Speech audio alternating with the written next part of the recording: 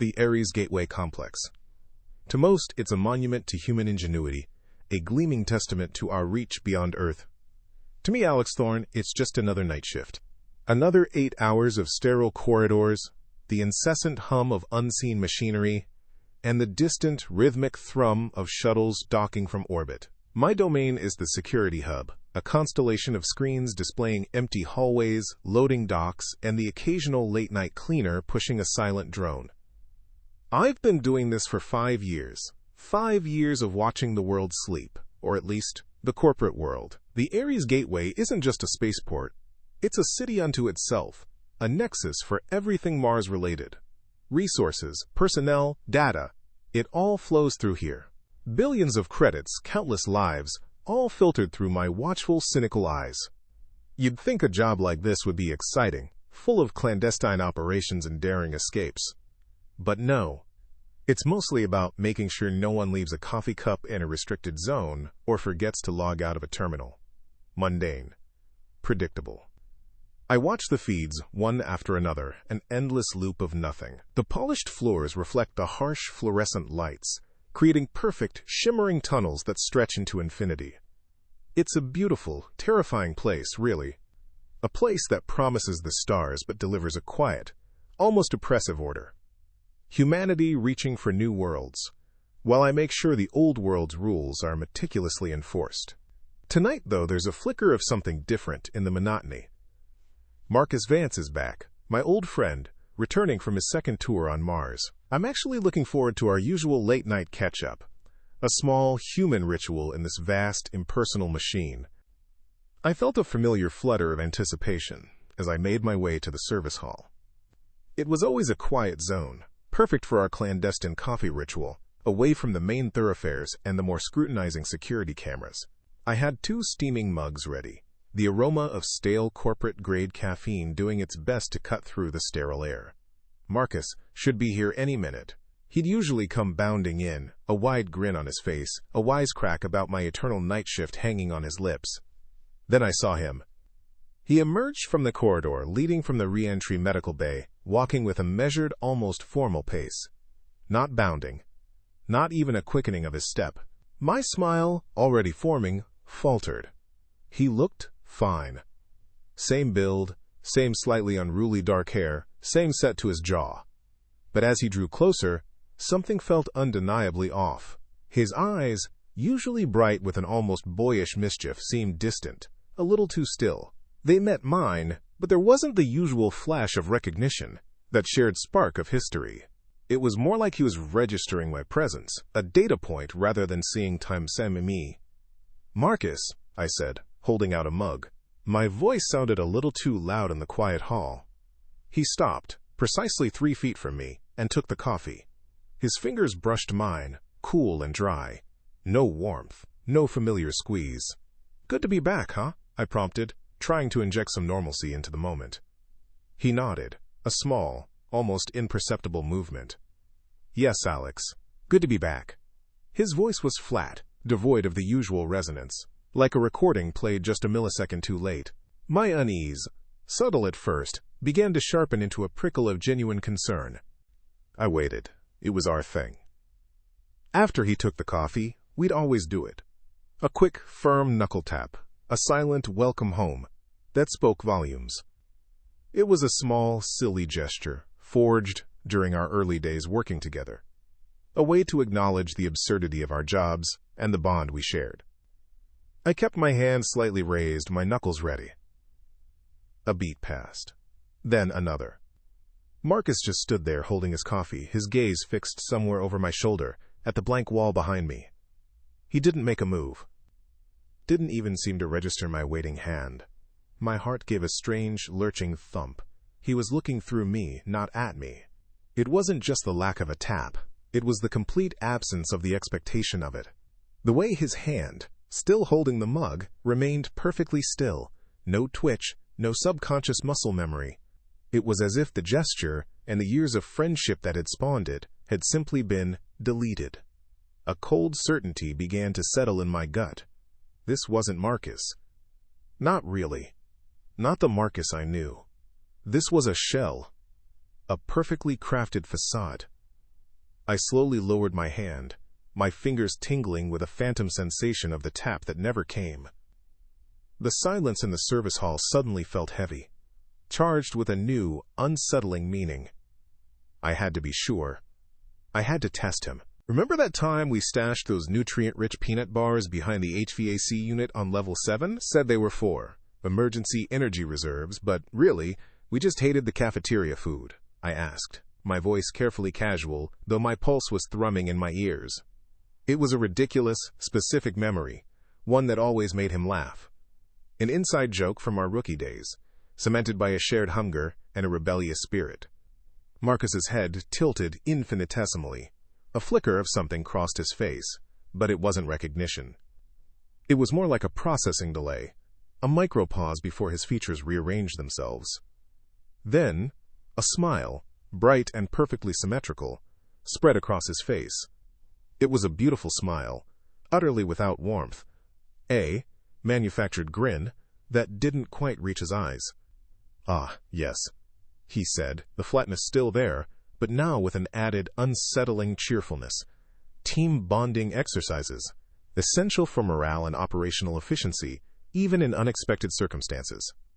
My gut clenched. Team bonding exercises? That wasn't Marcus.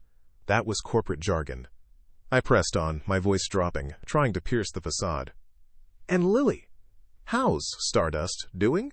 Still obsessed with those old Martian folk tales?" Lily was his daughter, and Stardust was the nickname I'd given her years ago, a secret between us because Marcus found it a little cheesy. The manufactured grin widened, holding steady, like a mask. "Lily is well, her academic progress is exemplary, and her interest in cultural narratives remains robust. A promising young mind." He even managed a soft chuckle, a sound that felt utterly alien coming from him. It was too perfect. Too rehearsed. There was no genuine affection, no hint of a father's pride, just a recitation of facts. The air around us grew heavy with my dread. This wasn't my friend. This was something else, wearing his skin. My hand, still holding the coffee I hadn't given him, began to tremble almost imperceptibly. My gaze, now hyper-focused, dropped from his unnervingly cheerful face to his posture. He stood perfectly still, like a statue someone had put down in the middle of the hallway. No shifting weight, no unconscious fidget, no natural human sway. People, even when standing at attention, have a subtle, almost imperceptible sway. Our bodies are complex, constantly making tiny adjustments to maintain balance. But Marcus? He was utterly rigid. His shoulders were squared, his chin held at a precise angle, his feet planted firmly, evenly spaced.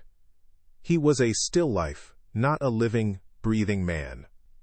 It hit me then, a cold wave washing over me, leaving me breathless. Zero sway. I'd heard the term in hushed whispers from old-timers, a spooky legend about returnees from the early experimental Mars missions.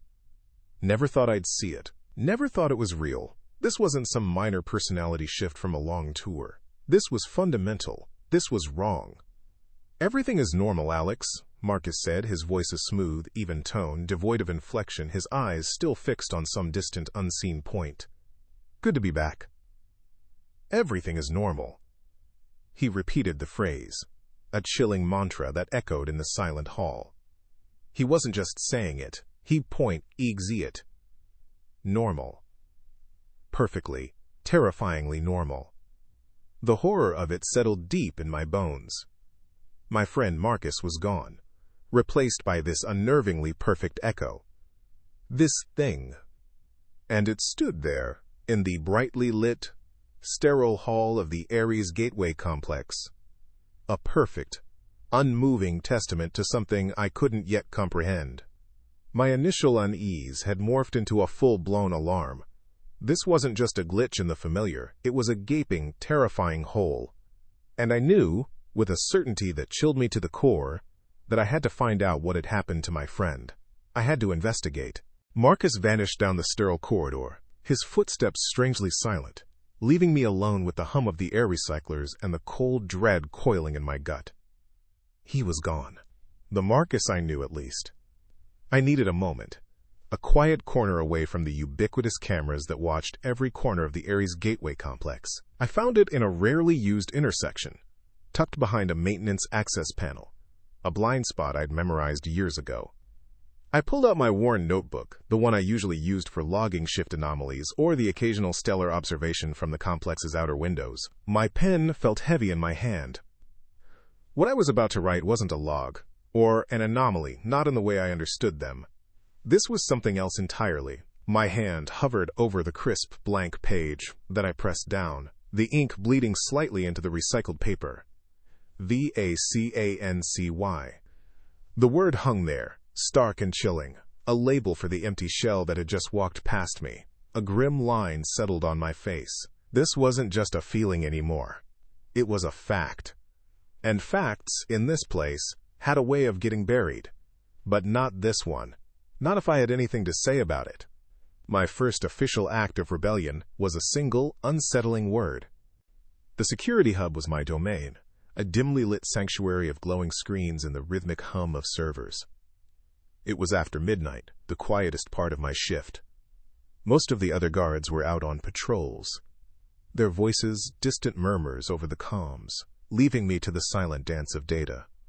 I sat at my console, the central nervous system of the entire complex, my fingers flying over the holographic interface.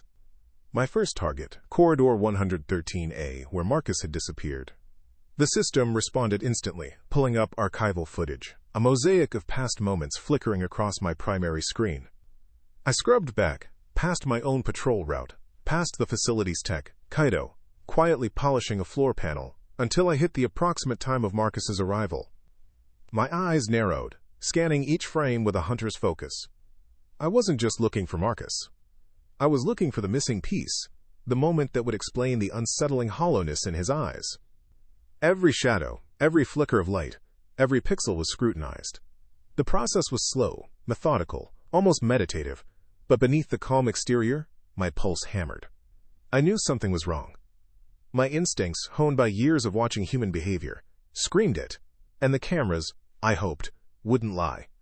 They were just machines, after all, recording what was. Or so I thought. I found it. Not Marcus in the corridor, not yet.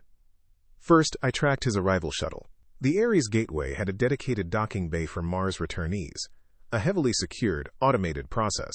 The footage showed the sleek, silver craft easing into its berth, the hydraulic clamps engaging with a soft hiss. I leaned closer to the screen, holding my breath. This was it, the moment he stepped off. The main hatch hissed open, revealing the pressurized ramp. I saw a figure in a standard re-entry suit, the visor still opaque. My heart thumped against my ribs. This was Marcus. He was about to step onto solid ground for the first time in months. Then, it happened. A sharp, almost imperceptible flicker in the video feed. A glitch, like a brief power surge, lasting no more than a fraction of a second. But when the image snapped back into focus, the figure wasn't on the ramp anymore. The ramp was empty, and Marcus, now without his suit, was already walking side towards the complex, 20 meters away, just stepping into Corridor 113A. My breath hitched. My hands flew to the controls, frantically rewinding, playing it again. Shuttle. Hatch opens. Flicker. Marcus, already inside. There was no transition, no visible disembarkation, no walk from the ramp to the corridor. It was a clean cut, an impossible jump in time and space. My mind reeled. This wasn't a system error. This was deliberate. A cold, hard knot formed in my stomach. Someone had edited the footage. Someone had removed a critical moment. And if they removed it, it meant whatever happened in that missing fraction of a second was something they didn't want anyone to see. My eyes, wide with horror, stared at the screen, the eerie glow reflecting a terrible new reality. The video glitch was damning, but it was digital, easily dismissed as a technical malfunction by anyone with authority. I needed something tangible, something physical. I knew just the person to ask. Kaito Tanaka, the overnight facilities tech, was a ghost of a man, always there, always observing, rarely speaking. He saw things others didn't. I found him in the East Common area, meticulously buffing a scuff mark off the polished floor, the The space was quiet, usually empty this late. "Kaito," I said, my voice low. He didn't startle, just paused his buffer, his eyes, dark and knowing, meeting mine. "Odd shift, isn't it?" I probed, trying to sound casual, but my voice was tight. Kaito nodded slowly. "They don't track dust like they used to, do they?" He mumbled, his voice a quiet rasp. He gestured with his chin towards a spot just a few feet from where Marcus had stood earlier. "See that?" I leaned down, squinting. It was faint, almost invisible, but there it was. A perfectly circular, almost translucent ring of dust, about the size of a human foot, embedded in the polished polymer. It was too precise to be natural. It was as if someone had stood there, perfectly still, wearing brand-new shoes that had never touched the Martian red dust, or even the grimy floors of the re-entry shuttle. Then, they'd simply lifted their feet and walked away, leaving a ghost outline of their presence. "They're too clean," Kaito whispered, his gaze distant. "The boots, the suits, everything." My blood ran cold. The video glitch, the zero sway, and now this. Marcus hadn't just arrived, he'd manifested.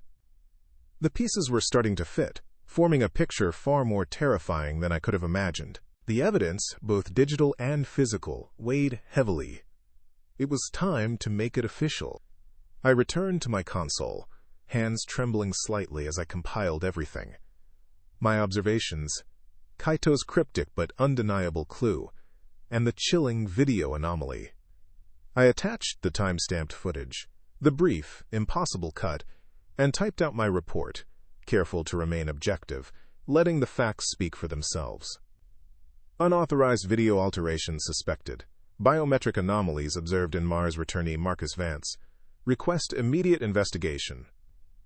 I hit send, the cursor blinking for a moment before the system processed my input. A notification popped up almost instantly. Not an acknowledgement, but a redirection. Report flagged. Rerouted to Compliance Review Director Sterling. A small, red CR icon glowed ominously beside the submission. Compliance Review. The corporate black hole where inconvenient truths went to die. My jaw tightened. They weren't just covering it up. They were watching. And they knew I was watching them. The silence of the security hub at 0300 was usually a comfort, a blanket over the sprawling, sleeping complex. Tonight, it felt like a shroud. My console screens glowed, illuminating the frantic scrawl of my notes, the word vacancy repeating like a morbid mantra. Marcus wasn't an isolated incident. My gut had screamed it, and the archives confirmed it. I'd cross-referenced every Mars returnee in the last 6 months, a list of 23 names.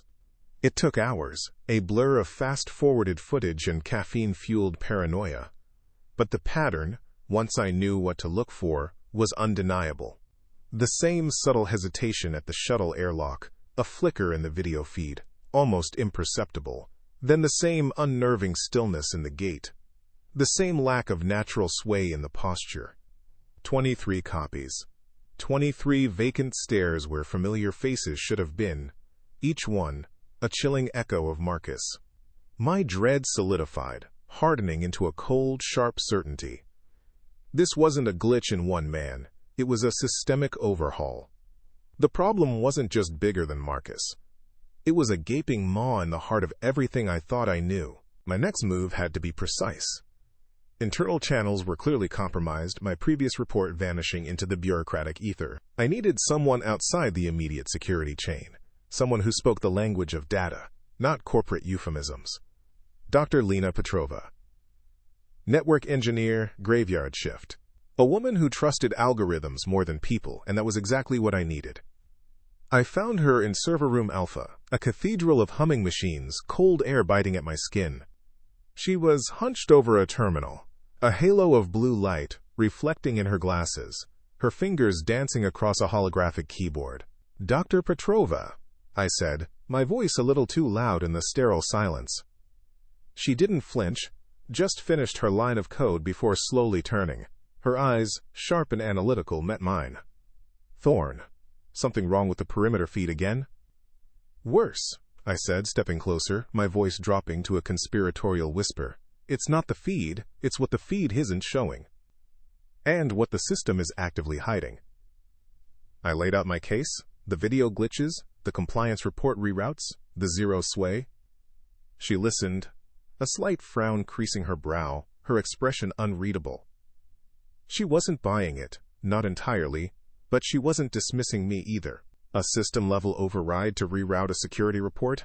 That's extreme, she mused, more to herself than to me. But I can look. My curiosity is piqued, if nothing else. Don't expect miracles, Thorn. Data doesn't lie, but it can be made to, and it takes a lot to unmake a lie. A glimmer of hope, fragile but real, sparked in my chest. Dr. Petrova was my digital lifeline, but I needed something tangible, something undeniably physical to counter the corporate narrative. My mind went to Kaito Tanaka. He saw things, the quiet technician. He knew the complex's hidden arteries, its waste streams, its dirty secrets. I found him near the waste dock, a cavernous, dimly lit space reeking of industrial solvents and recycled air. He was checking the filtration systems, his small frame almost swallowed by the machinery. "Kaito," I called out, my voice echoing. He turned, his usual stoic expression softening, then hardening slightly as he saw the urgency in my eyes. "You're still digging, Alex?" he asked, his voice barely a whisper over the whir of the fans. I nodded, then leaned in explaining the pattern, the zero sway, the video cuts. He listened, his gaze distant, as if sifting through his own observations. "The re-entry pods," he said finally. "They're different. The waste." He led me to a sealed biohazard bin, usually reserved for specialized chemical disposal. He keyed in a code, and the clear panel slid open, revealing a collection of small, translucent, gelatinous pellets. They glowed faintly, an unsettling synthetic blue. "Calibration waste," he explained, his voice flat. "From the pods, after a Mars run. They used to just be spent fuel cells, environmental scrubbers. Now, this." He picked one up with a gloved hand. It was perfectly spherical, oddly warm.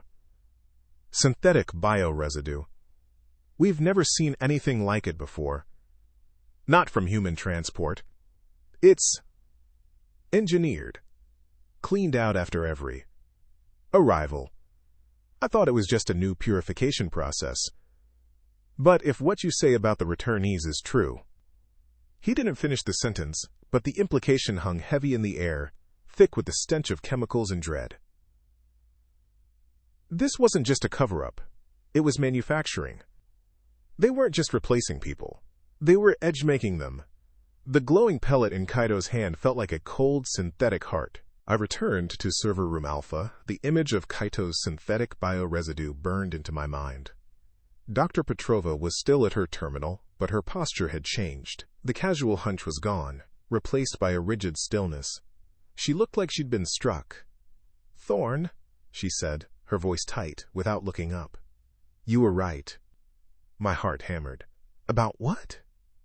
"Everything," she spat, her fingers flying across the keyboard, pulling up lines of code, data streams, network schematics. The compliance reports, they weren't just rerouted, they were flagged. Automatically, by a system-level override I've never seen before. It's buried deep, designed to mimic a routine diagnostic, but it's not. It's a ghost in the machine, a pre-programmed deception.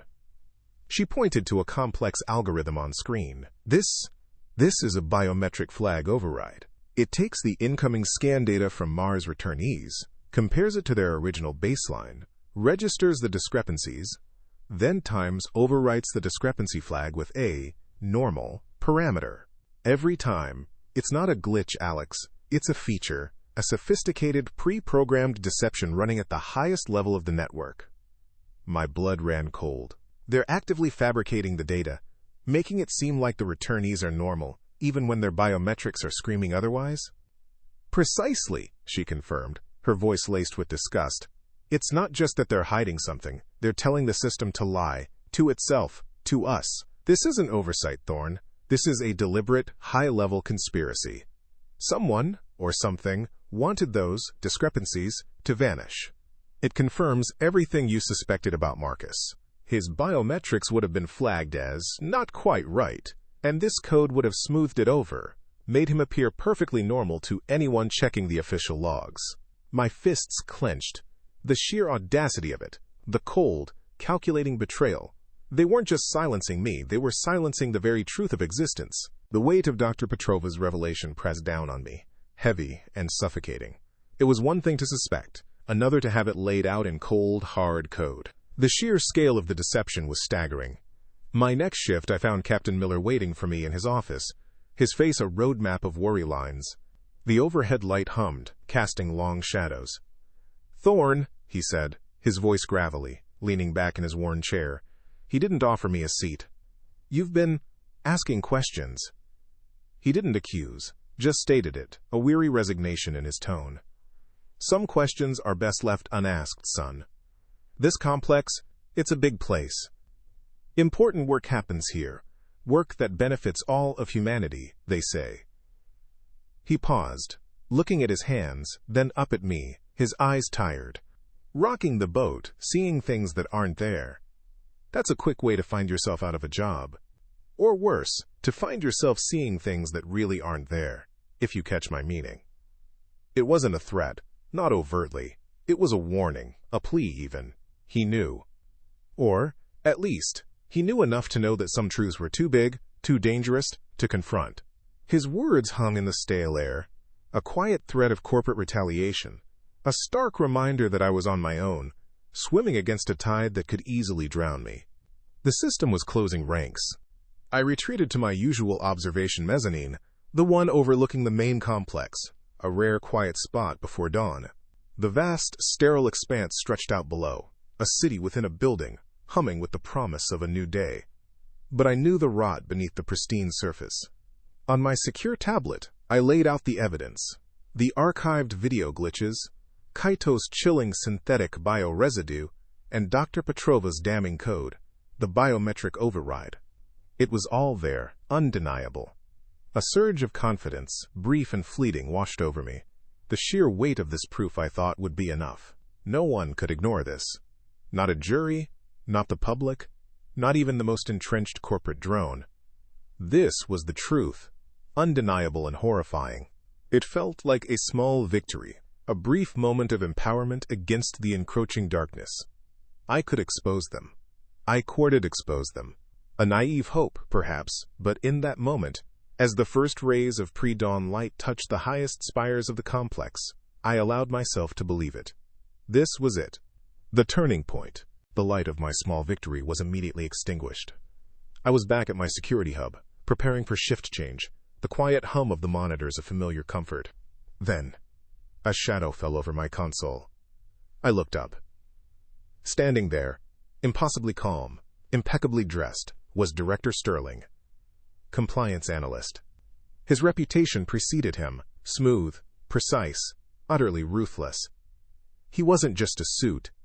He was the system, personified. "Alex Thorne," he said, his voice a silken purr, devoid of any genuine warmth, yet perfectly polite. He didn't ask, he stated. "A pleasure to finally meet you. I've heard quite a bit about your recent initiatives."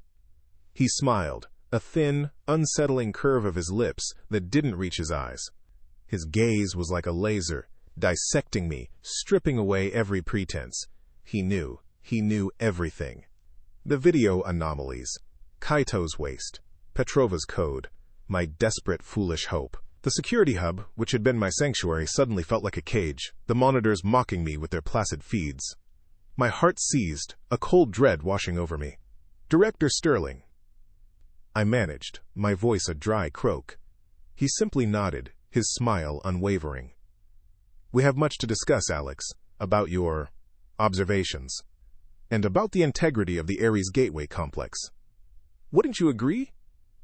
He gestured to the empty chair opposite my console, an invitation that felt more like a summons. The hunter had become the hunted. My brief moment of triumph had been nothing but the bait in a trap I'd walked into willingly. The compliance suite was everything I expected and dreaded. Sleek, minimalist, designed to project an image of calm authority that bordered on the clinical. Director Sterling sat at the head of a polished, obsidian table, his posture impeccable, his smile a thin, unreadable line. Across from him, Captain Miller was a study in discomfort, his usual gruff demeanor replaced by a hunched silence, eyes fixed on the tabletop. I felt like a specimen under glass. Sterling began, not with accusations, but with an unnerving politeness. He held up my compiled report, the one I'd poured my soul into, filled with the video glitches, Kaito's dust rings, Petrova's biometric overrides. He didn't dismiss it outright. No, that would be too crude. Instead, he systematically defined it. "Alex," he began, his voice smooth as polished stone, "we appreciate your diligence, truly. Your attention to detail is commendable." He tapped the report. "However, what you've identified as anomalies are in fact entirely within expected parameters for a system of this scale. The video glitches, minor compression artifacts, easily explained by fluctuating network loads. The zero sway you observed in Mr. Vance? An expected physiological adjustment to long-duration microgravity environments, a natural recalibration of the inner ear. Your concern is noted, but it's a misinterpretation, not a malfunction." My blood ran cold. He was twisting everything, every shred of evidence into something benign, something Bonchard might pointing fault for misinterpreting. "And the biometric overrides, Director? Dr. Petrova found systemic flags, not random errors. These were intentional." Sterling merely chuckled, a soft, dismissive sound. "Ah, Dr. Petrova, a talented individual, but prone to overanalysis. Those flags are merely routine system-level adjustments to optimize data flow.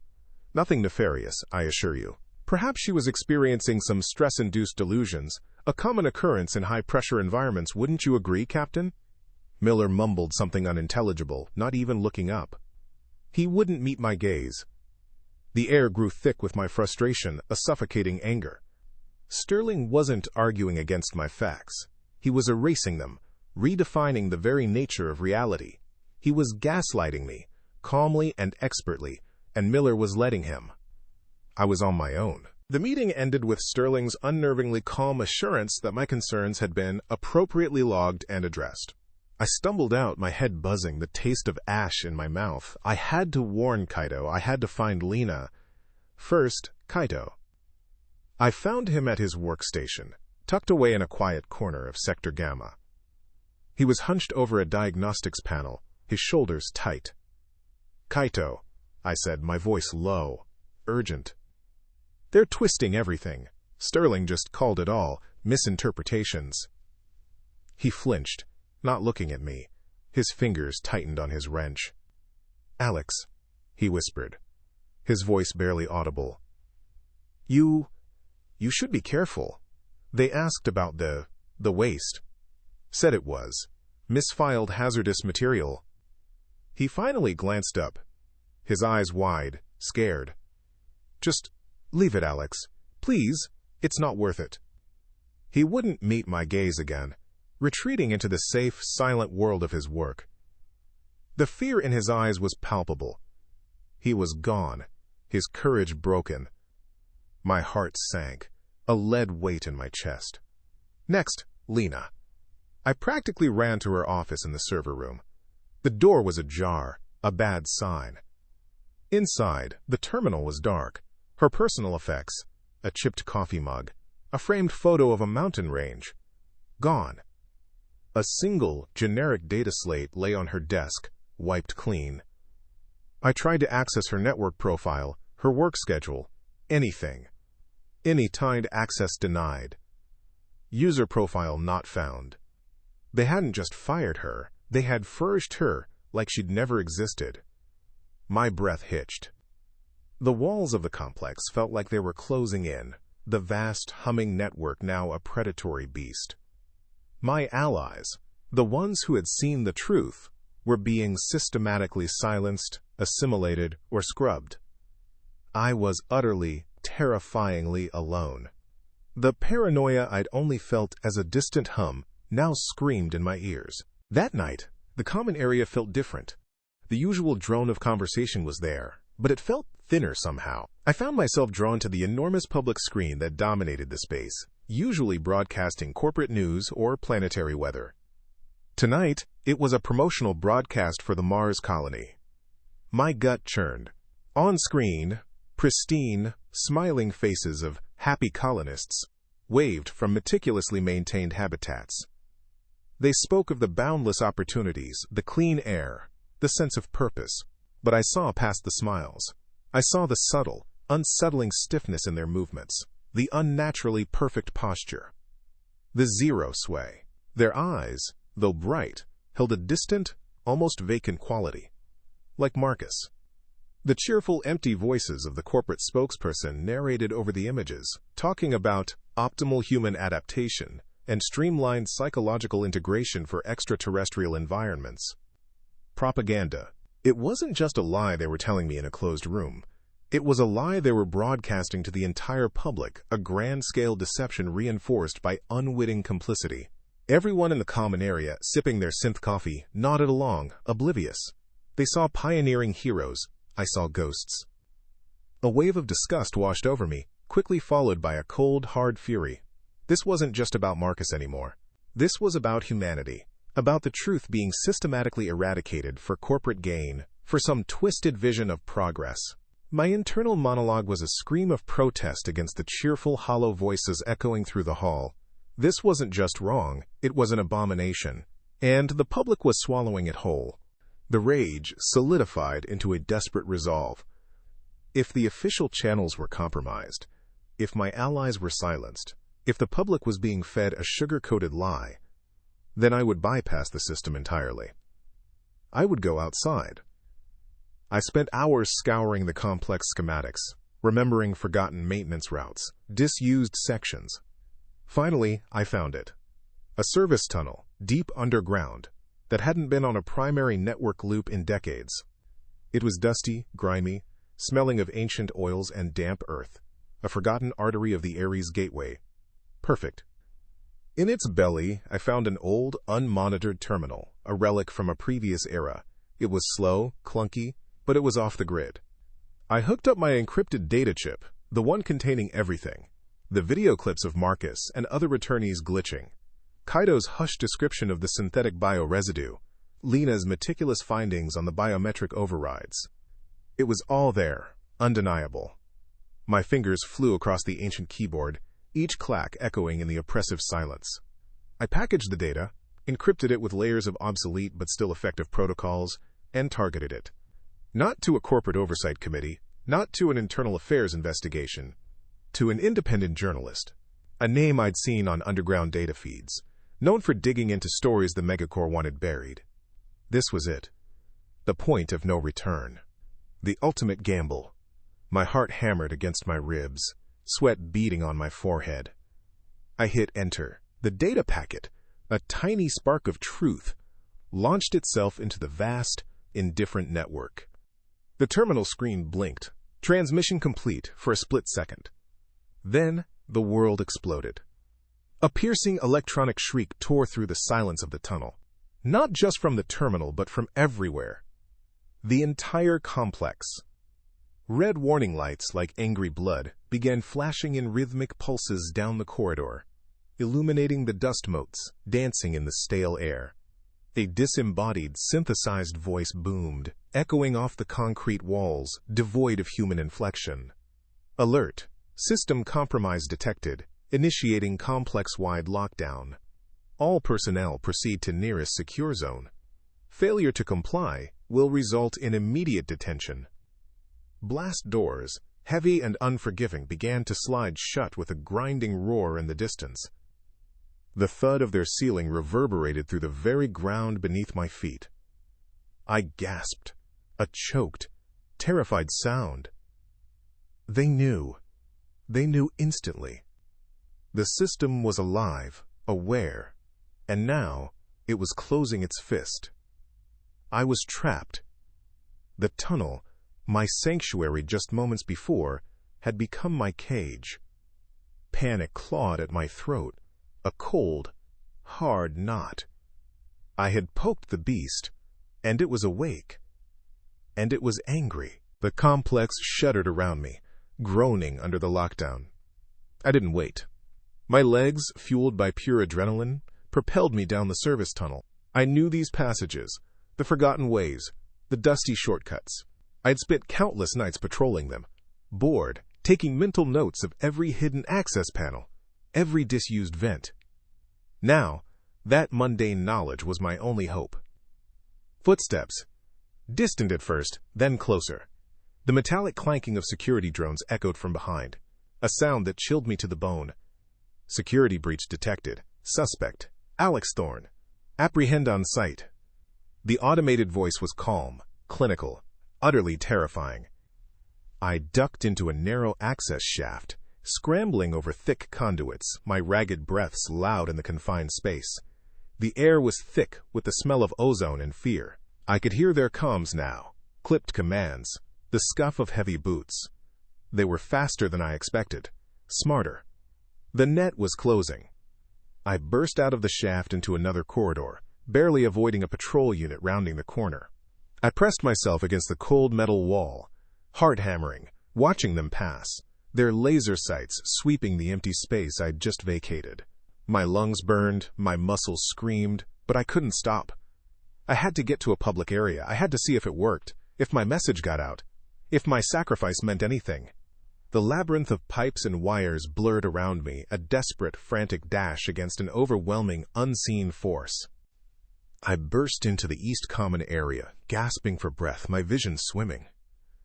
The lockdown had trapped dozens of employees inside, and they huddled together, murmuring nervously under the flashing red lights. My eyes immediately shot to the colossal public screen. And there it was. Not corporate propaganda, not a system status report. It was a news channel, one I recognized from my clandestine data feeds. And the headline, stark and undeniable, screamed across the bottom of the screen. Aries Mars colony scandal. Whistleblower alleges. Adaptation protocol is identity erasure. Images flashed. The blurred faces of returnees, the subtle zero sway, the ominous video glitch from Marcus's arrival. My evidence. It was all there. It was breaking news. A wave of triumph, so potent it almost buckled my knees, surged through me. I'd done it. I'd actually done it. A murmur rippled through the trapped onlookers. Faces turned from the screen to me, then back to the screen. Confusion turning to shock, then to dawning horror. I saw Captain Miller standing near the back, his face a mask of grim realization, his eyes fixed on the screen, then on me. His jaw was tight. The chaos I had unleashed was undeniable, playing out for everyone to see. The truth, for a fleeting moment, was out. My eyes met Captain Miller's across the stunned crowd. His face was a battlefield of conflicting emotions. Shock, fear, the weary resignation I knew so well. He saw the news. He saw my face, probably still streaked with grime from the service tunnels. He knew. For a long moment, he just stood there, a statue amidst the rising murmurs of the crowd. I watched him, my heart in my throat, hoping against hope. He was a man of procedure, of the system, but I'd seen a flicker of decency in him. A part of him knew something was wrong, even if he tried to ignore it. Then he moved. Slowly, deliberately, he pushed through the small cluster of people near him. He walked towards me, his gaze unwavering. "Thorne," he said, his voice strained but clear enough to cut through the noise. "Your report, the anomalies you detailed, they align with what's being broadcast." It was a small thing, a simple confirmation, but in that moment, in that place, with the corporate machine bearing down, it was a lifeline. It was an official validation, a crack in the corporate veil. A flicker of hope ignited in my chest. Miller, despite everything, had chosen the truth. He had chosen me. The words were barely out of Captain Miller's mouth, his voice cracking with the strain of his defiance, when the world dissolved into a blur of motion. It was like a pre-programmed response, instantaneous and overwhelming. From every access point, sleek, heavily armored figures in dark corporate security uniforms streamed into the common area. They moved with a chilling, synchronized precision, like a perfectly oiled machine. One moment, I was standing there, Vindicated, the news headlines blazing behind me, the murmurs of the crowd rising in alarm. The next, a heavy hand clamped on my shoulder, spinning me around. Before I could react, another arm pinned mine, and a third secured my legs. My brief triumph evaporated, replaced by the bitter taste of defeat. I heard Miller grunt, a sound of struggle quickly stifled. The crowd, which had just moments ago shown a flicker of concern, now shrank back, hushed by the sheer, brutal efficiency of the corporate response. Compliance violation, Section 7 Alpha. A voice barked into a comms unit devoid of emotion. I was hauled backward, my arms twisted behind me, the cold bite of restraints locking around my wrists. My eyes met Miller's for a split second across the sea of black uniforms. His face was a mask of grim resignation, a quiet apology in his weary gaze. Then I was being dragged away. The public's brief moment of alarm quickly quashed, replaced by the silent, unsettling order of a system reasserting its absolute control. Hours later, or maybe it was days, time had lost its meaning. I found myself in a holding cell. It was exactly as I'd imagined. Stark, minimalist, and utterly isolating. The walls were a featureless, clinical white. The floor, a polished, cold composite. A single, recessed light fixture hummed overhead, casting no shadows, offering no comfort. There was nothing to break the monotony, nothing to focus on but the echoing silence and the frantic, accusatory whispers in my own mind. I sat on the edge of the cot, my wrists still aching from the cuffs, my entire body heavy with exhaustion and a despair that settled deep in my bones. I had failed. Marcus, Kaito, Dr. Petrova. I'd dragged them into this, or at least they'd been caught in the wake of my desperate, futile stand. Kaito, with his knowing eyes, and Lena, brilliant and logical. What had happened to them? Had they been assimilated too? Or worse? The system was too vast, too powerful. I had believed that truth, raw and undeniable, could pierce its corporate armor. I had been wrong. My friends were gone, swallowed by the silence. My efforts, my frantic search for answers, my desperate leak, all of it had been for nothing. I was just another anomaly, a glitch to be contained, then corrected. The cold, hard truth was a solitary prisoner, just like me. The door slid open with a soft, almost polite hiss. Director Sterling stepped in, followed by two silent, unblinking guards who took up positions by the entrance. The holding cell, for all its sterile emptiness, suddenly felt repurposed, transformed into a stage for my debriefing. Sterling looked as impeccably composed as ever, his suit pristine, his expression one of calm, almost academic interest. He sat opposite me, not on a cot, but on a sleek, ergonomic chair that seemed to materialize from the floor. Alex, a regrettable turn of events. He began, his voice smooth, devoid of any genuine sympathy, yet perfectly modulated to convey it. But perhaps a necessary one for your reorientation. My jaw was tight. Reorientation? I exposed your lies, Sterling, your clones, your stolen identities. He smiled, a thin, almost imperceptible curve of his lips. Clones. Stolen identities. You see, Alex, this is where your perspective diverges from reality. What you perceive as a lie or a theft, we see as an imperative, a solution. He gestured to a wall that shimmered, transforming into a large display. On it, serene images of the Mars colony flickered, bustling habitats, verdant domes, smiling, perfectly still faces. Humanity, Alex, is fragile, prone to error, to emotional volatility, to the debilitating effects of deep space, both physical and psychological. Mars is not Earth. It demands more. It demands an optimized human. He paused, letting the words hang in the air. The Mars Adaptation Protocol, as you've so crudely labeled it, is not about replacement. It's about evolution.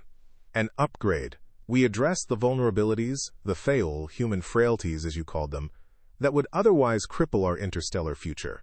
The zero sway, the enhanced cognitive function, the emotional resilience. These are features, Alex, not bugs. They ensure the success of the Aries Gateway, the prosperity of our colonies, the very survival of our species beyond Earth. He leaned forward, his eyes locking onto mine. Marcus Vance, your friend, was a pioneer. He volunteered. He understood the greater good. His transformation, as you see it, was a necessary step towards a future where humanity can truly thrive, unburdened by its limitations. We are not erasing identity, Alex. We are refining it, perfecting it, for the benefit of all. His justification was chilling, a logical construct of horror, polished until it gleamed with the false promise of progress. My stomach churned, a mix of disgust and a horrifying understanding. He wasn't mad. He was utterly, chillingly rational. And I, with my messy, emotional truth, was merely an obstacle to his perfectly sculpted vision of humanity.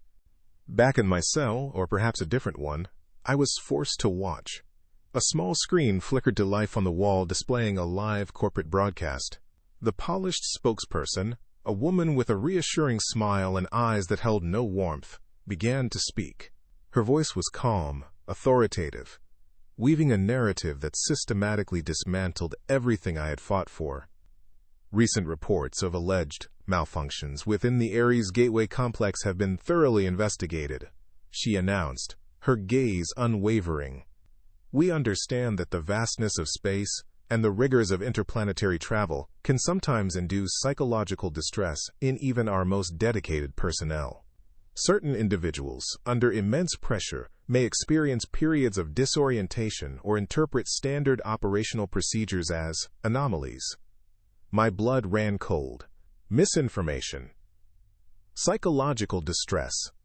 My leak, my truth, was being reframed as the ramblings of a stressed-out security guard. Then came the next blow.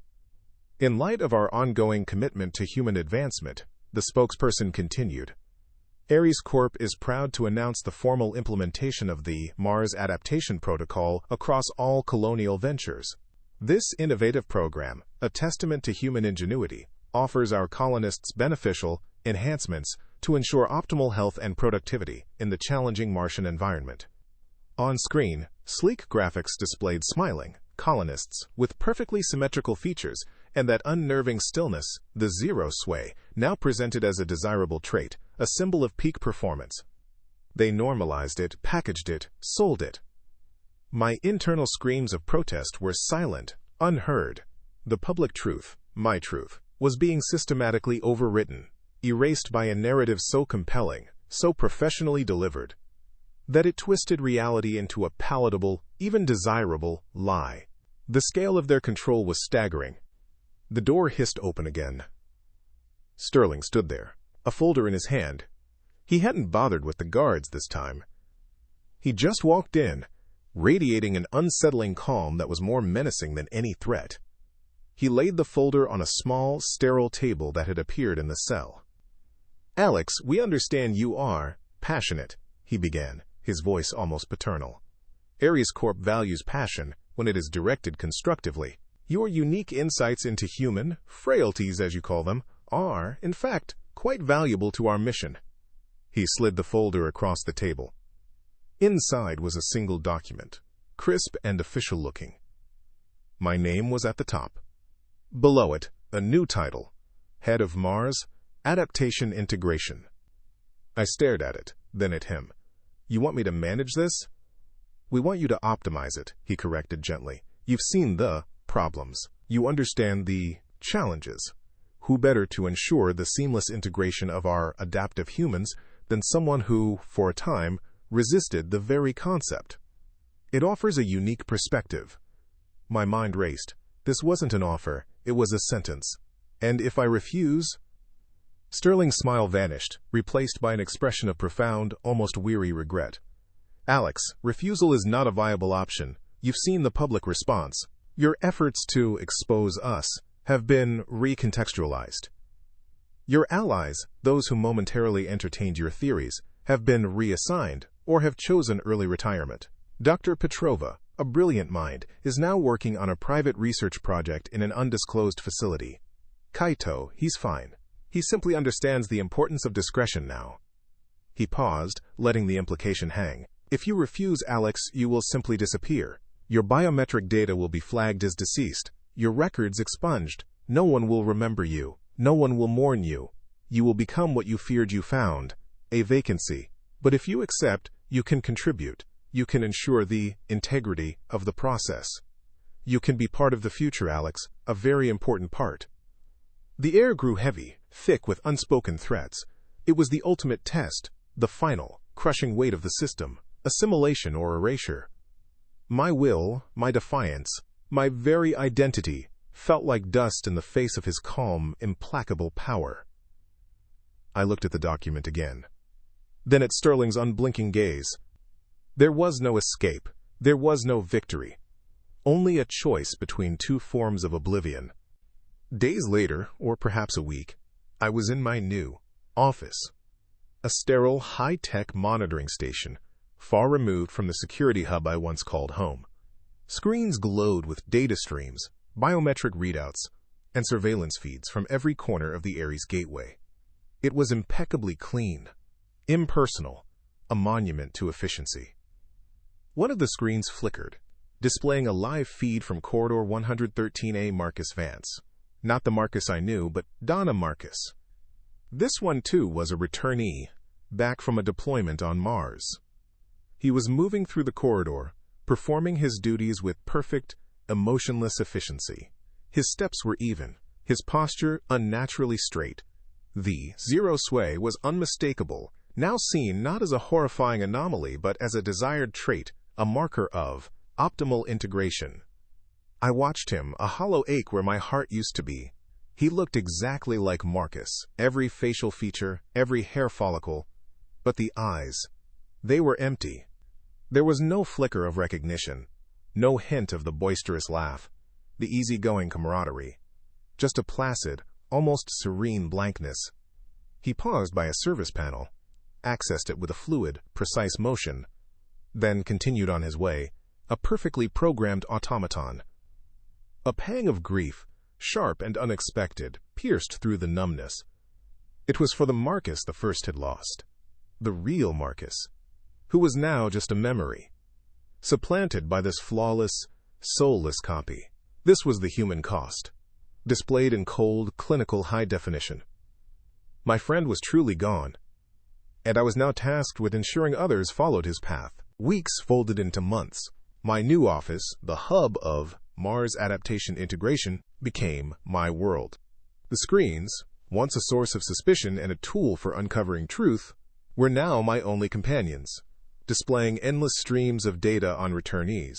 I sat at my console, no longer a night shift security guard, but a cog in the very machine I had fought. The office was pristine, devoid of personal touches. No crumpled coffee cups, no hastily scrawled notes. Everything was ordered, optimized. My new role was to monitor the adaptive humans, to track their integration, to ensure the ERDS protocol was being implemented without incident. The language, once so jarring, now flowed naturally from my internal monologue. Zero sway was no longer a red flag, but a green one, indicating a successful enhancement. My eyes, once sharp with suspicion, now scanned for deviations from the new norm. I was a guardian of the Abyss protocol, an overseer of the very process that had consumed my friend. Resignation had settled over me like a shroud, heavy and permanent. Bitterness lingered, a dull ache beneath the surface, but it was overshadowed by a grim acceptance. This was my fate. This was my new normal. And the system, in its infinite chilling wisdom, had found a way to make me complicit in its triumph. Months had passed since my world fractured, since the Aries Gateway Complex became my gilded cage. My new role, Mars adaptation integration, was a polished lie, a constant reminder of my failure. The sterile corridors, once familiar, now felt like pathways in a dream I couldn't escape. One shift, I was rounding a corner in a seldom-used service hallway, the hum of the ventilation system my only companion, when I saw him, Kaito Tanaka. He was bent over a maintenance panel, his usual quiet focus etched onto his face. For a moment, a jolt went through me. The old Alex, the one who sought truth, who had found an unlikely ally in this man. But then, as if sensing my presence, Kaito straightened. His eyes, usually so steady and observant, flickered to mine, then quickly away. There was no recognition, no shared glance of understanding, only a hasty turn of his back, a tightening of his shoulders. Fear, or perhaps just a profound desire for anonymity, radiated from him. I wanted to speak, to offer some silent apology for the ruin I'd brought upon us, but the words caught in my throat. He simply walked away, quickening his pace, leaving me alone with the ghost of our brief, desperate alliance. The system had a way of making accomplices disappear, or at least make them wish they had. The echo of Kaido's retreat lingered, a cold reminder of the path I'd carved. Then, another blow, quieter but equally impactful. One morning, on my way to my meticulously organized, soulless office, I passed Captain Miller's old space. The door was ajar, a gaping maw of emptiness. His desk, once cluttered with reports and a faded photo of his family, was bare. The nameplate on the doorframe, still bearing his name, lay face down on the polished floor, as if discarded in haste. I stopped, my gaze fixed on the vacant room. Someone had mentioned a retirement. An early, unexpected retirement, they'd said, with a hushed tone that implied more. I knew better. Miller, with his weary eyes and his reluctant, brave stand, had paid his price too. He hadn't been assimilated, not like me, but he'd been removed, quietly erased from the operational fabric of Aries. His brief moment of defiance, his acknowledgement of my truth, had cost him everything. A bitter pang of regret twisted in my gut. He was another casualty in my lost war, another ghost haunting the gleaming halls. My office, a fortress of glass and data, became my new reality. Days bled into weeks, weeks into months. My work was to monitor, to categorize, to integrate. The language of the corporation, once an infuriating obfuscation, now flowed through my reports, through my very thoughts. I reviewed endless data streams, each one detailing the arrival and integration of the adaptive humans. The terms rolled off my mental tongue. Enhanced trait integration, optimal biometric alignment, psychological stability metrics. I found myself correcting my own internal monologue. A flicker of unease at a perfectly still posture would be quickly recategorized as zero sway, an indicator of peak efficiency.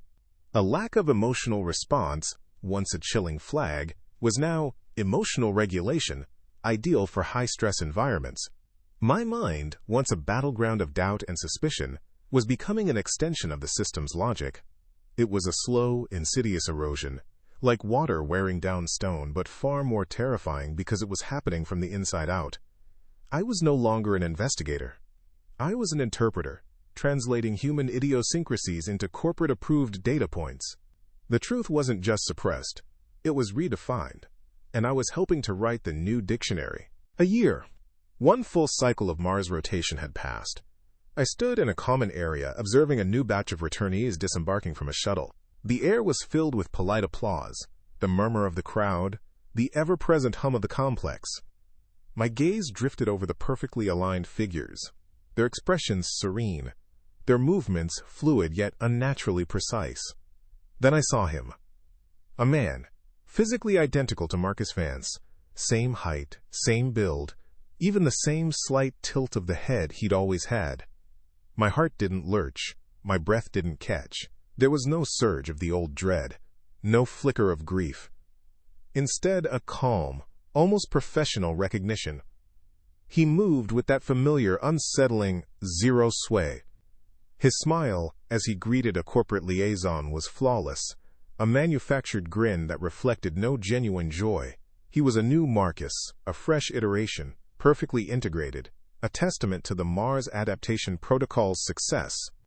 I observed his biometric readings flash across my internal augmented display, noting the optimal parameters. He was a successful integration. And I felt nothing but a hollow, detached acknowledgement of a job well done, by the system, and now, by me. Later that shift, in the service hall near the coffee machine, the very spot where it all began, I found myself performing the ritual. The new Marcus Vance was there, waiting for his morning synth brew. I held out a steaming cup, just as I had for the original. He took it with a polite nod, his perfectly even teeth flashing in a practiced smile. "Morning, Vance," I said, my voice level, devoid of the warmth it once held. "Good morning, Thorn," he replied, his tone equally devoid of anything but functional politeness. There was no pause, no lingering expectation for a knuckle tap, no shared glance, no unspoken understanding of years of friendship. He simply turned, his body still and precise, and walked away. I watched him go, noting the efficiency of his stride, the unwavering posture. The ritual was complete, reborn. But it was sterile, a cold, empty echo of what once was. I was part of it now, a cog in the machine, ensuring the smooth operation of these perfectly replicated lives. My function was to observe optimal integration, and this, I assessed, was optimal. The irony was a bitter taste, but one I had, by now, grown accustomed to. Late one night, in the quiet solitude of my office, a brief flicker. I leaned back in my chair, the screens around me displaying the familiar, comforting hum of data. My gaze drifted to the reflective surface of the dark viewport, catching my own reflection. For a moment, a different set of eyes looked back at me, not the calm, blank eyes of the assimilated Alex, but eyes that held a spark of defiance, a hint of the burning rage I once felt. The word came unbidden, a whisper from a forgotten corner of my mind: vacancy.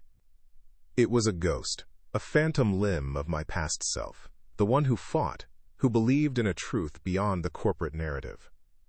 I remembered the urgent need to expose it all, the desperation, the fear.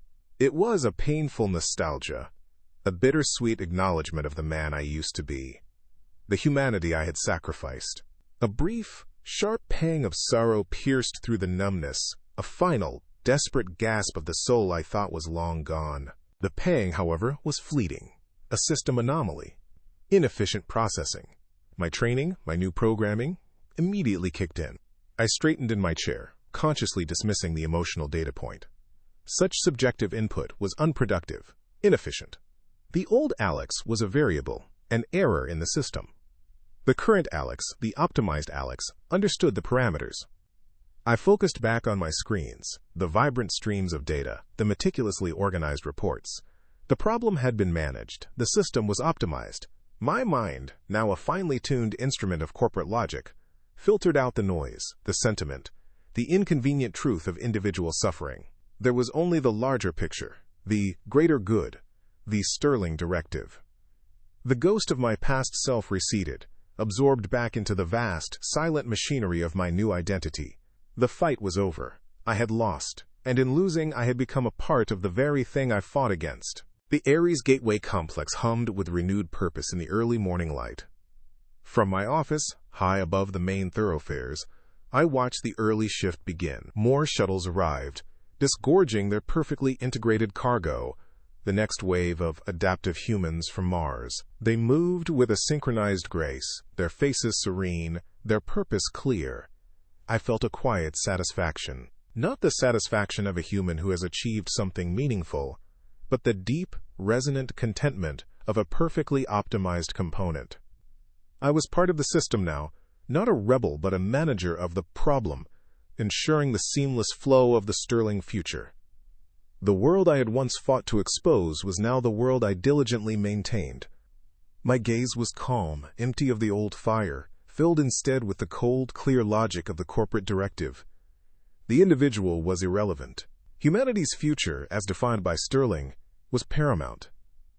And I, Alex Thorne, was helping to build it, one perfectly integrated copy at a time.